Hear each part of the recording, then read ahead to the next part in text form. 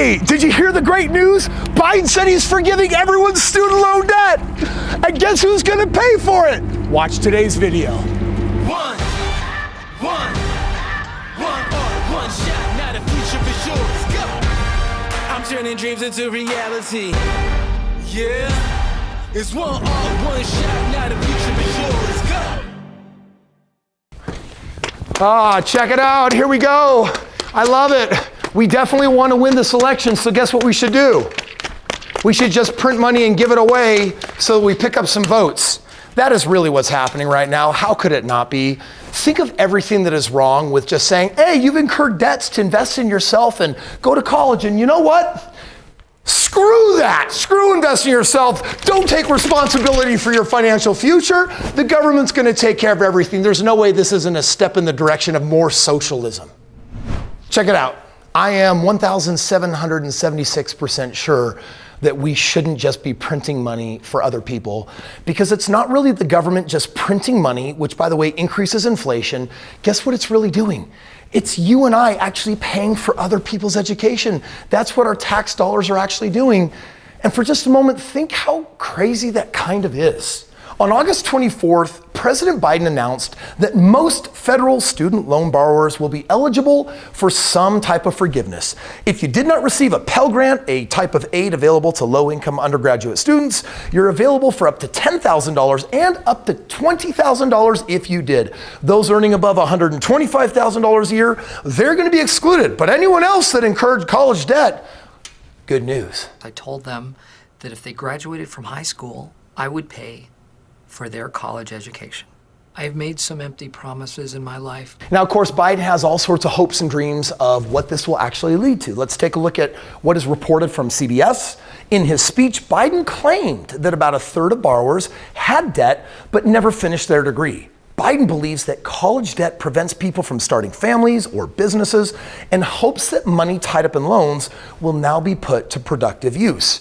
In other words, if he can just forgive these debts and forgive these loans and have the government create one more program to just pay for this stuff, which is us doing that, that hopefully it will help people make babies and get married, and also hopes that it will help people start businesses. You know, that entrepreneurially makes zero sense whatsoever. Do you understand the words that are coming out of my mouth?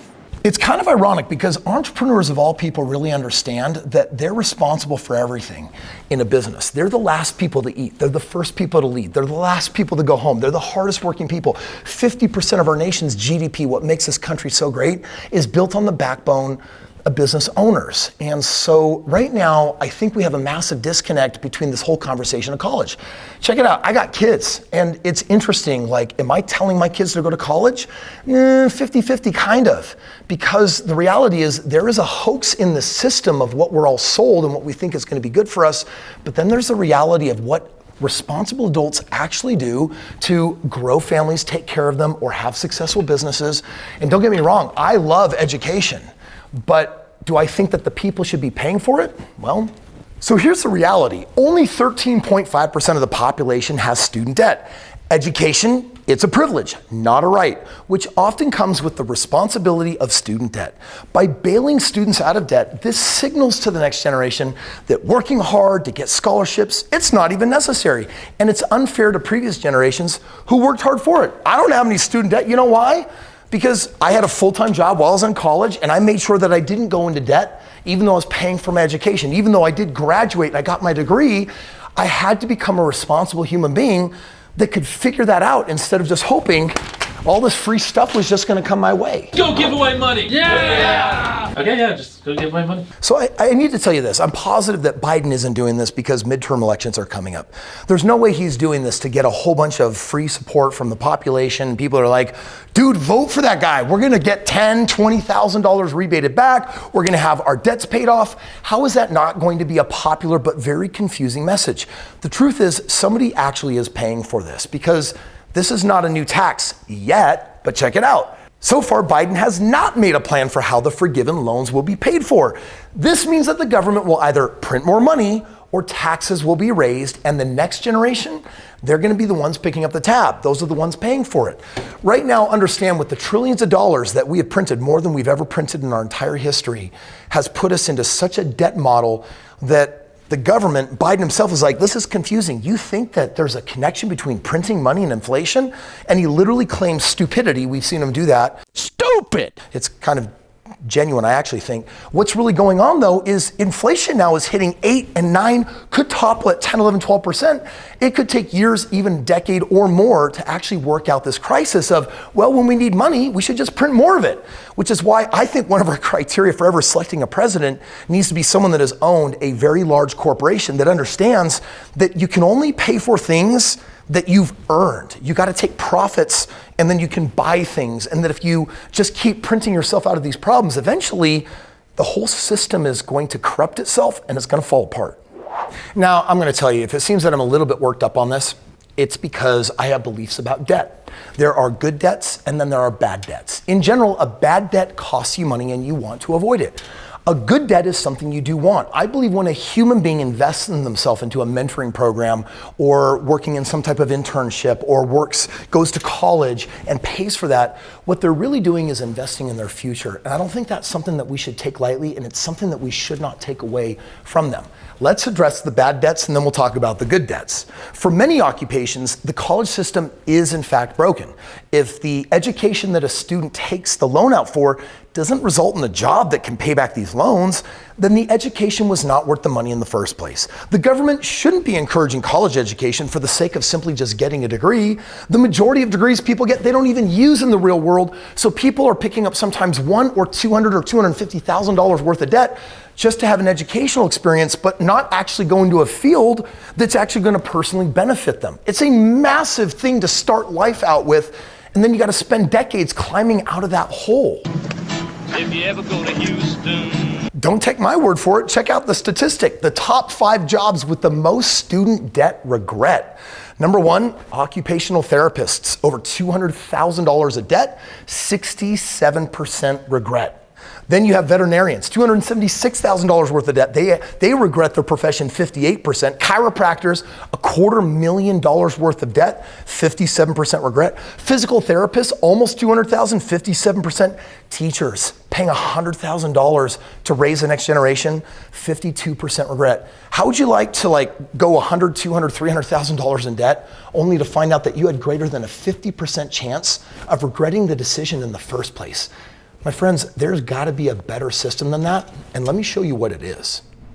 Imagine for a moment if you actually took a page out of the playbook of successful people. What would that look like? What are they actually doing? Well, let me tell you about people that are millionaires, multimillionaires, and people that go far beyond that.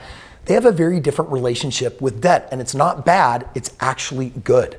Good debts are those which are incurred in order to make money at a rapid pace. For example, if you borrow money at 5% to start a business and your business makes you a 50% ROI, then you net a 45% positive arbitrage. Depending on your career choice, college can be a good debt, but often business, real estate, and other assets yield better returns. And I'm talking about buying businesses and owning them and not necessarily operating them. It's a lot easier, I get it, to work for somebody else, but there's very few degrees these days that actually require college and actually do that. I have this media empire that I build for other people, influencers, etc. And you know what? Most of the people I hire, a lot of them have college degrees, which is great. But I think in today's world, things are shifting. We're looking for people that know how to get the result. We're looking for people that are passionate. We're looking for people that are competent and know their job. And education of the last generation was about memorizing things. Today, it's about accessing things. All the knowledge is out there in the world today. I myself have a 16-year-old daughter that is doing a 2-year internship. By the time she graduates high school, she's already going to have a college degree in media. She can step right into a high-paying media position, and that's because we have rethought the game of education. That doesn't mean, by the way, she shouldn't go to college, because if she wants to become a doctor or a lawyer, or if she wants to become an engineer, things that you have to go to college for, those are gonna be really smart choices, hopefully without the regret. For most of us, I gotta tell you, there's a reason why Gen Z has a 96% rate of desiring to own their own business, because they want freedom, they want flexibility, and they don't see the old system working anymore. And you know what? I don't think the next generation should pay for a broken system. Let me share a little secret with you. College is where you go to get vocational training so that you can work for somebody else. And you have an 87% chance of not liking your life and what you're doing with it. On the other hand, when I was in college pursuing my degree, I learned that there was a different education that I needed, and an education that I'm giving my kids, and an education that I believe you need. You shouldn't just be getting an education to learn how to have a career. You should also get an education in this stuff right here. This is money. And guess what? It's a game. And you can learn a game of good debts and bad debts. And it's almost like Monopoly. Make these choices and become wealthy. And it's not a game of luck. It's something that actually has a system and a plan. And that system and plan is found in this book. Now listen, this is the 5th book I've written. And there's a reason why I'm giving it to you for free. As in, you click the link below, and if you cover the shipping, I'm gonna put this book in your hot hands. I'm giving it to you in full color. I put my entire lifeblood, life force, and soul into this. And outside of career training, once you have a job, there are 5 financial decisions that if you make, you literally can be financially free in 5 years or less. It's not get rich quick. It's literally doing what wealthy people do. And wealthy people don't get rich over decades. If they follow the system here in this book, they learn how to do it in a matter of years. Don't rely on a boss. Don't rely on the government. Everyone needs to learn how to rely on themselves. If you're an entrepreneur, you get a lot of this. If you're an entrepreneur working at a company you love, you can also win using the methodology here in this book. If you love your career, you can do that and you can win, but you better be really smart with your money, and you must have a way of becoming a financial genius. And when I wrote this book, it was to give you the simple system on how literally anyone can become a multimillionaire, but not in 30 or 40 years. Way quicker than that, so that you have options. So that if you do end up regretting your career, saying 67%, 78%, whatever, you have an option to get out. And this book is your hall pass to get out of a career that you may not like, but more importantly, it is the path to creating wealth in a relatively short period of time that can give you the options that you want to live your real life. Not the one with 40, 50, 60 hours a week at something you don't like doing, but where you recycle and reclaim those hours and start doing the things where you get to love your life. Someone is going to have to pick up all of this money. Someone's gonna have to fix this economy. Someone's gonna have to fix all this chaos. And we've got 2 more years with Biden, maybe 4 more, but I really hopefully doubt that anyone would want to make a choice like that. But if we do, I'm gonna tell you right now, Biden is making choices like with the Inflation Reduction Act, the IRA, which is hyper ironic, because what it's actually doing is it's causing us to become more poor, but there's something you can do about it. And if you want to get informed, watch this video and let me show you how to take back control of your financial life. Drive.